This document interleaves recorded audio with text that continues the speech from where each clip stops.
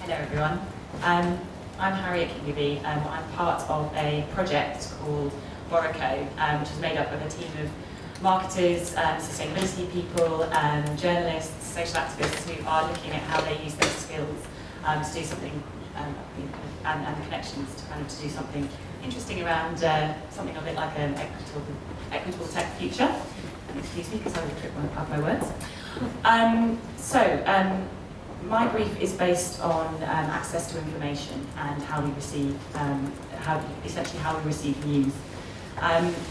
So the news industry has been completely disrupted and transformed by both its move online and the move to kind of distributing it through kind of social media.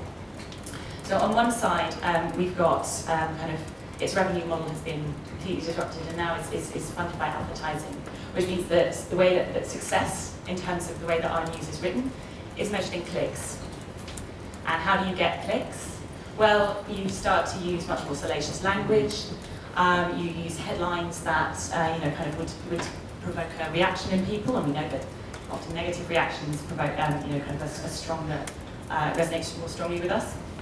And so we're seeing this kind of rise of sensationalism and I think uses of terms and kind of like constructions of narratives that are designed to drive clicks. On the flip side of things, we've got the distribution channels through social media. Now, what's happening there is that content is served to us based on algorithms that are kind of designed in a marketing sense to give us more and more and more of what they think we like and what we've clicked on before. And what that's doing is creating echo chambers and actually reinforcing kind of the strongly held opinions that we might have, and kind of combined with this kind of use of salacious language and kind of narratives, it's compounding and polarizing our opinions. And not to mention the fact that actually 20% of people on social media make 80% of the noise, meaning that actually those with some of the more controversial opinions are kind of being given more weight than they might have done before. And we're seeing the effects. We've had our Brexit, we've had our kind of election of Trump in the US, these actions are actually these things are having consequences outside of the online world. Now people are responding. We are now using more fact checkers than we ever did before. We're now going to more kind of news sources than we ever were before to form our opinions.